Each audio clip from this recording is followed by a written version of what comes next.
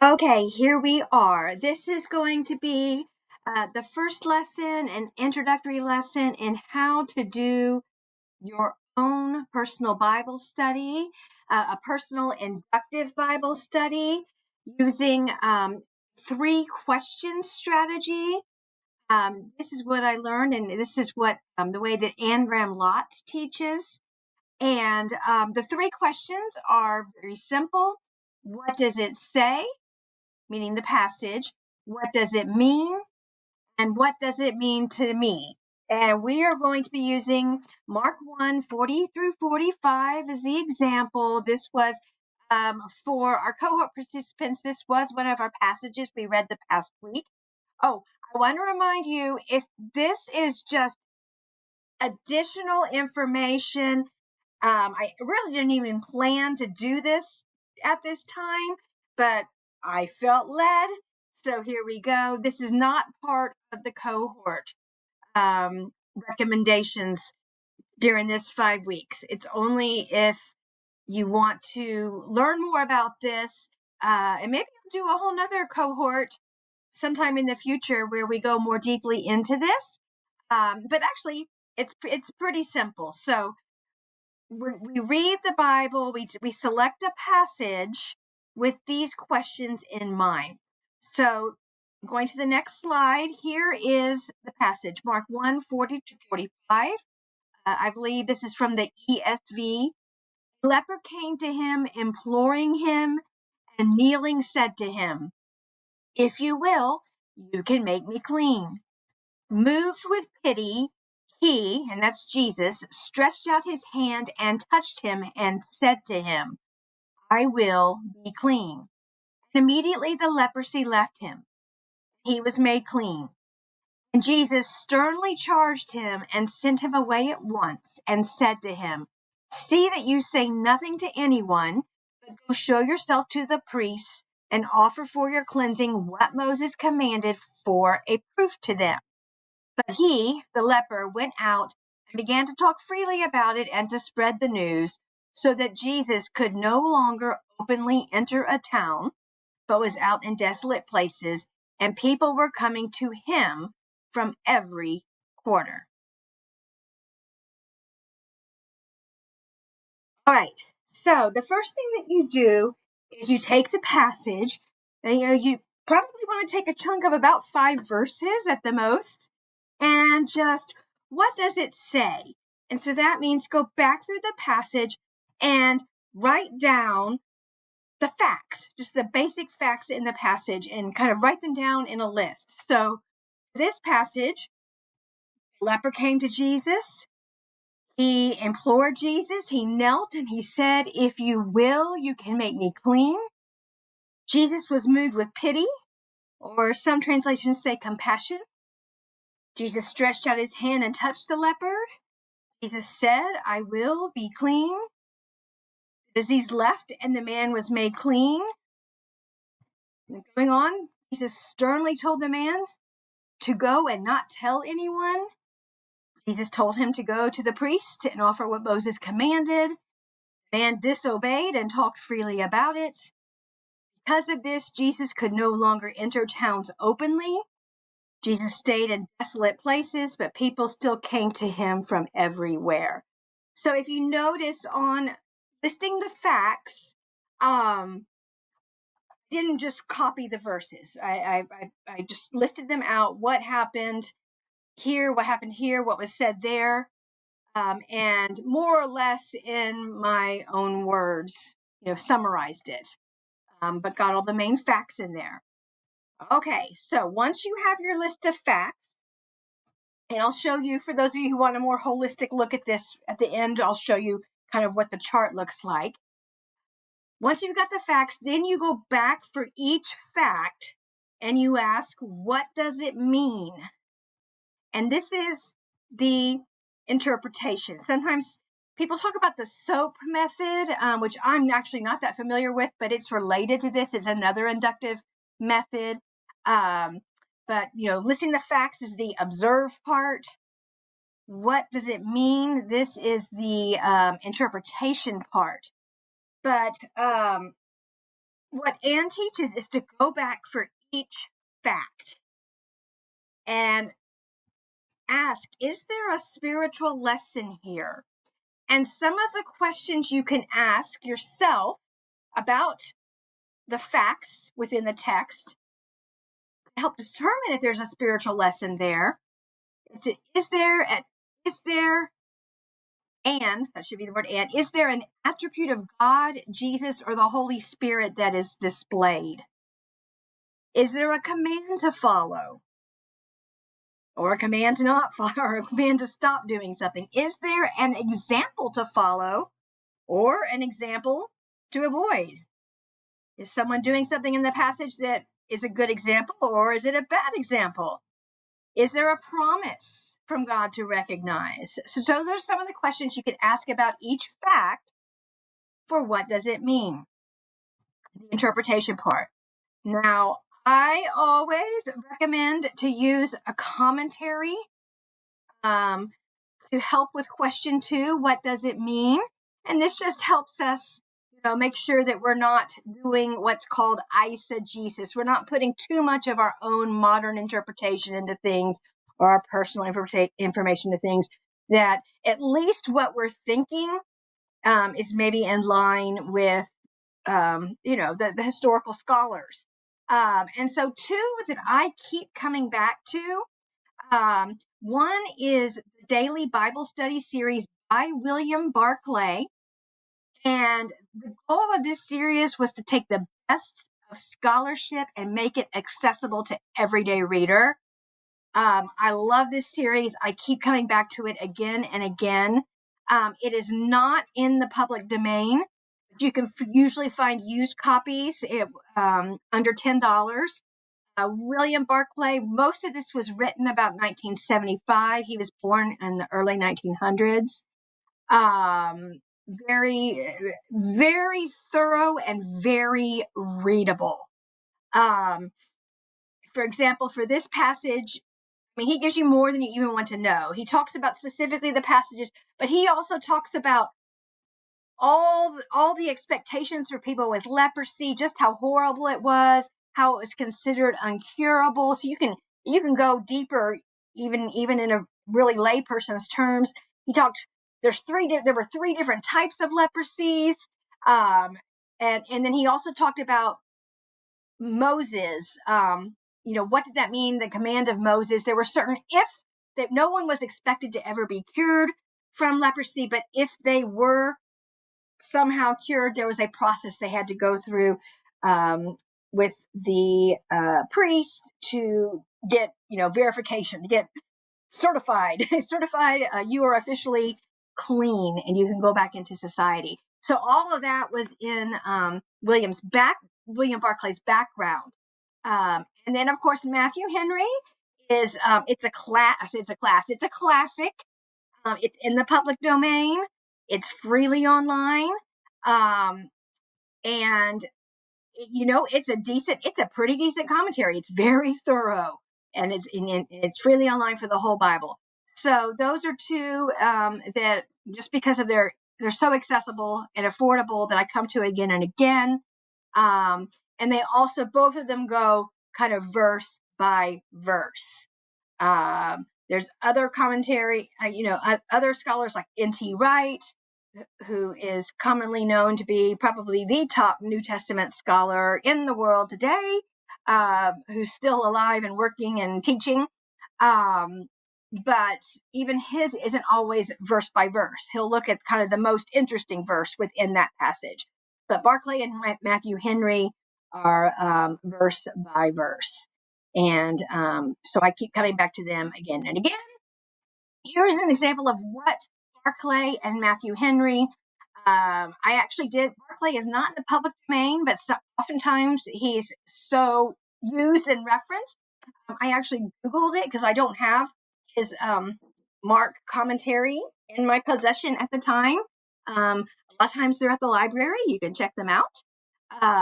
But I Googled Barclay commentary on Mark 1, and I did find someone had uploaded a PDF somewhere, because it's common, for people to be sharing his commentaries because they're really good. But about these specific verses, he said, um, oh, I meant to put this slide a little later, but okay, I'll talk about it now. About the first two verses, 40 and 41, which is what we're looking at today. Here is one of the most revealing pictures of Jesus. He did not drive away a man who had broken the law. So that's something I didn't even think about. This was not, you were not supposed to come out into society with leprosy. So that was the law, the social expectation, and this man did. The leper had no right to have spoken to Jesus at all. Jesus met the desperation of human need with an understanding compassion. Okay. Matthew Henry focused more on how to apply ourselves to Christ, come as this leper did. This was his commentary on it. Coming with great humility, he came beseeching him, kneeling down to him. So with honor, with an honor as if he was God, or at least as if he was a great prophet. It teaches us that those who would receive grace and mercy from Christ should ascribe honor and glory to Christ and approach him with humility and reverence, with submission to the will of the Lord. So as you can see, Matthew's is a little, he's I can't remember 1700s. The wording is a little bit more elevated, with submission to the will of God, not as if he had any doubt of Christ's readiness in general to help the distressed, but he came with modesty. So typically what I do, I meant to put this slide later.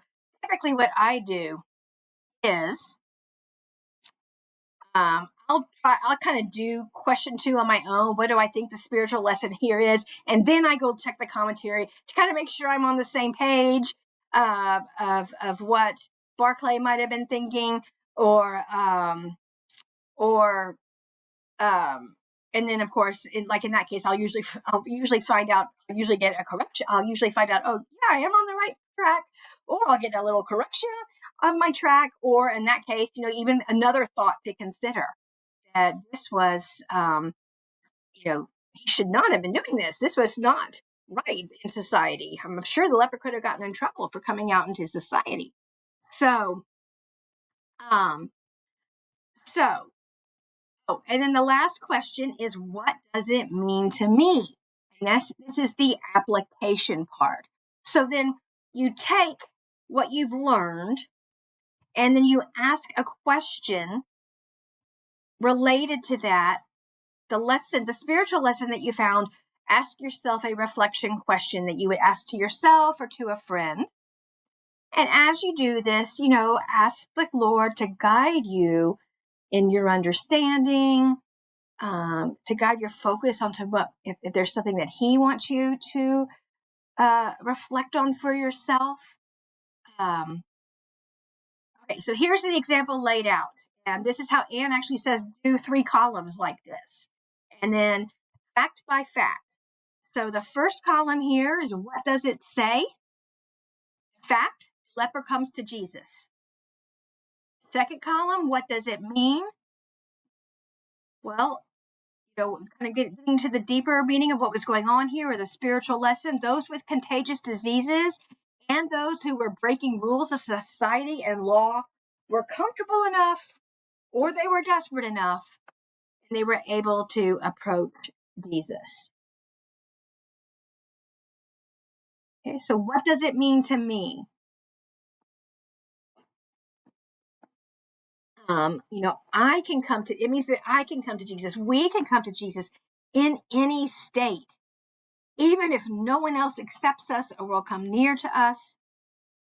And then, so the question is there anything in my life or that I think is too bad or too diseased or too sinful and hopeless that I would hesitate to bring it to Jesus in prayer?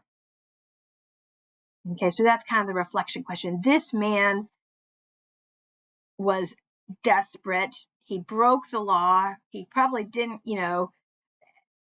and he came to Jesus.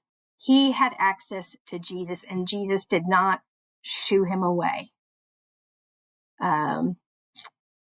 So why is there anything that I'm hesitant or embarrassed about or feel too bad about that I'm not bringing to Jesus? Okay. And then, so let's go on to the next fact. And this is the last one I'm going to do today. We're just going to do two, kind of give you an approach, and then I will pick up either during the week. Probably, I actually go back to work this week, guys. So, but it's a slow week. There's no kids at school yet, so I won't be too exhausted. Plus, I'm not a teacher. I'm not in the classroom once school starts, so I am not I do get tired, but I am not as exhausted as the teachers are. I will definitely concede that. So I will do a little bit more um, by next weekend. Okay, the second fact that we had written back in our list. Let's kind of go back here. See, the second fact: the leper came to Jesus, knelt, and said, "If you will, you can make me clean." That's the second fact. Let's go back here. Okay, so here's our chart for the second fact. The leper knelt. What happened? The leper knelt and said, "If you will, you can make me clean." And so what does this mean? Based on just those questions, what's the spiritual lesson here? Is this an example to follow? That's the question that I had. Is this perhaps an example to follow? And then I ended up writing here, the man didn't actually ask to be healed. He stated his belief that Jesus could heal if he willed it. And then Barclay and Henry, spelling there, both indicated that this represented a model approach of how to best approach Jesus with honor, belief, and trust in his will, not with demands or bargaining. And so what does it mean to me? The application, the question I would ask myself, or if I was facilitating a small group, I would ask others to consider is, how do I approach Jesus with my most desperate requests or desires, or any requests or desires? And is there something in my approach I should consider changing? And for those of you in the cohort, know that this is exactly this passage right here is exactly what caused me to start praying with more emphasis at the end of my prayers of releasing my requests to his will, letting God know, I want this. I really want it this way so bad, but I am going to defer to you. I am going to trust your decision because you know more than I do. You see the bigger picture. You know the past, the present, the future, and you know eternity. I trust you with it. If it's within your will, you can answer my request the way I wish. And that I do believe that is a mark of an effective prayer. And even in the Lord's Prayer, thy will be done. Thy kingdom come, thy will be done. He puts that very early in the prayer. Give us this day our daily bread. For thine is the kingdom and the power and the glory forever. Thy will be done. And obviously in the Garden of Gethsemane, when Jesus was desperately asking, can this cup be removed? And then he said, but thy will be done. And pretty powerful there. So just so you know, so this is how the Words of Jesus Bible Study came to be. It started with me. It started back in probably around 2005. Maybe more like 2010, 2012. I was just doing this process myself through the book of Mark. And I did it specifically for the passages anywhere where Jesus spoke. So that's why it's called the Words of Jesus Bible Study. So anytime that Jesus spoke something, I did this process. The facts of what were happening and what he spoke. What's the spiritual meaning of this? Going to the commentaries, and then then the reflection questions come from that. Well, based on this, what does this mean for our lives? And so that gives you an example of what this book takes you through. As you can see here, you don't need my book now. You can do it on your own. But it does take time. It's not a quick process. But anytime I feel like things are getting dry, I'm not feeling like reading scripture, I'll go back to this process. And for me, because there's no way you could do this process and not be really engaged with the text.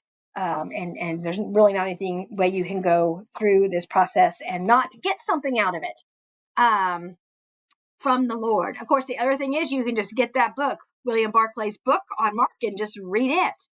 The only thing is, I don't know that he goes into the application question as much as he just goes into the commentary. I think there's some application questions that he does, but if you do it on your own, you'll get even deeper and you'll get more personal application from that.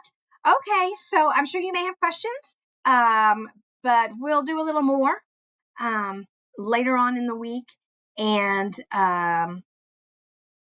that's it. Bye for now. I hope this was helpful.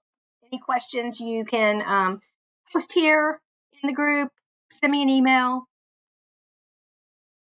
all the ways to reach out. Bye for now.